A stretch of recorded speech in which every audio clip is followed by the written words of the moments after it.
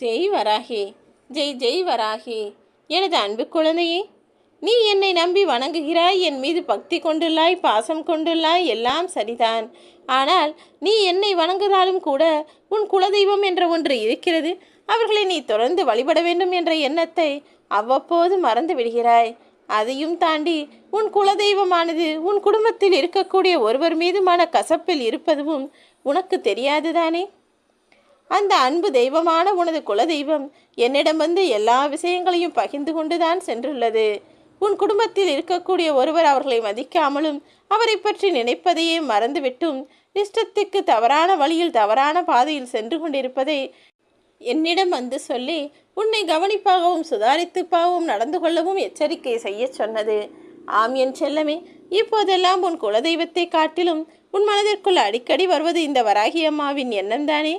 எல்லாம் நன்மைக்காகவே தான் இருந்தாலும் கூட உன் குலதெய்வமும் நானும் எல்லாருமே ஒன்றுவிட்ட சகோதரிகளாக இருந்தாலுமே கூட ஒருவருக்கொருவர் அன்பும் பாசமும் அளவோடு தான் காட்டிக்கொள்கிறோம். யார் எதை செய்தாலும் கொடுத்தாலும் எங்களுக்குள் இருக்கக்கூடிய அந்யோன்யம் ஒருபோதும் குறைவதில்லை. அப்படி இருக்கும்போது நீ மட்டும் ஒரு சில சமயங்களில் ஒவ்வொரு மாதிரி நடந்து கொள்வது அவர்களுக்கு மனவேதனையை அளிக்கிறதல்லவா? நீயும் உன் குடும்பமும் நல்லவர்கள்தான், யாருக்கும் கெடுதல் செய்ய நினைத்தது கிடையாது. ஆனால் இப்போது இவ்வளவு பிரச்சனைகள் உன்னை சூழ்ந்து இருக்கும்போது கூட உன் குலதெய்வத்தை பற்றிய யோசனையோ எண்ணமோ சிந்தனையோ உனக்குள் வரவில்லையா?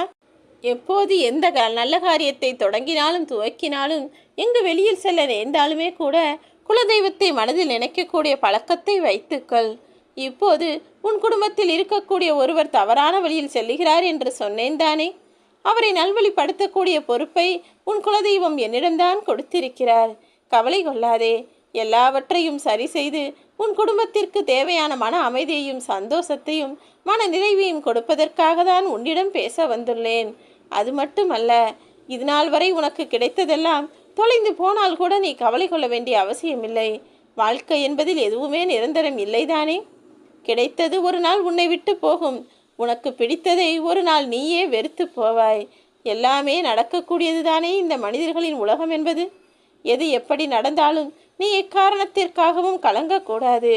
அழுவதினால் மாண்டவர்கள் திரும்பி மண்ணுலகுக்கு வந்து விடுகிறார்களா என்ன? அதனால்தான் அவ்வளவு பெரிய விஷயமே திரும்ப நடக்காத போது சின்ன சின்ன விஷயத்திற்கெல்லாம் நீ ஏன் கண்டதையும் நினைத்து கவலைப்பட்டு கண்ணீர் கலங்குகிறாய்? அழுவதை நிறுத்திவிட்டு உன்னை சுற்றி இருக்கக்கூடிய மனிதர்களுக்காக நீ நிச்சயம் உன் வாழ்க்கையையும் உன் உழைப்பையும் வாழ்ந்துதானே ஆக வேண்டும். நீ வாழ வேண்டும் என்கிற வைராகியம் உனக்குள் இருக்கிறது. அதுவும் உன் குடும்பத்திற்காக நீ அயராது பாடுபடுகிறாய். அவர்களுக்காக நீ நல்லது செய்ய துடித்தாலும் கூட அவர்கள் உன்னுடைய உண்மையான அன்பையும் பாசத்தையும் புரிந்து கொள்ளாமல் அவர்கள் மிகவும் சாதாரணமாக தானே வாழ்க்கையை வாழ்ந்து கொண்டிருக்கிறார்கள். நீ எதற்காக இவ்வளவு கஷ்டப்படுகிறாய்? நீ அவர்கள் மீது எவ்வளவு அக்கறையும் பாசமும் வைத்துள்ளாய் என்பதை அவர்களுக்கு உணர்த்த வேண்டிய நேரமும் காலமும் வந்துவிட்டது. நீ உன் குடும்பத்திற்காகவும் உனக்காகவும் என்னிடம் வைத்த கோரிக்கைகள் எல்லாமே என் சிந்தனையில்தான் இருக்கிறது. நீ எதற்கும் கவலை கொள்ள வேண்டாம். உனக்காக அனைத்தையும் நான் நிறைவேற்றி தருவேன் என் செல்லமே. மெல்லவும் முடியாமல் சொல்லவும் முடியாமல் சில விஷயங்களை மனதிற்குள் போட்டு நீ தவித்து கொண்டிருப்பது எனக்கு தெரியும். உன் மனதை அறிந்த நான் சொல்கிறேன்.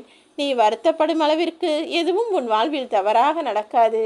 உன் குடும்பத்தில் நான் சொன்னேனே அந்த நபர், அவரும் கூட அவ்வளவு மிகப்பெரிய தவறொன்றும் செய்யவில்லை. என்ன, அவர் இப்படி தவறான வழியில் போகிறாரே என்ற வருத்தம்தான் எனக்கும் உன் குலதெய்வத்திற்கும் இருக்கிறதே தவிர அவரை சரி செய்ய வேண்டிய பொறுப்பும் எங்களுடையது தானே. அதை நாங்களே பார்த்து கொள்கிறோம். உன் லட்சிய பாதையில் நீ அடியெடுத்து வைப்பதற்கான வேலைகளை செய்யப்பார். கூடிய விரைவில் உன் குலதெய்வ பூஜையை ஒரு முறை முடித்துவிடு என் செல்லமே.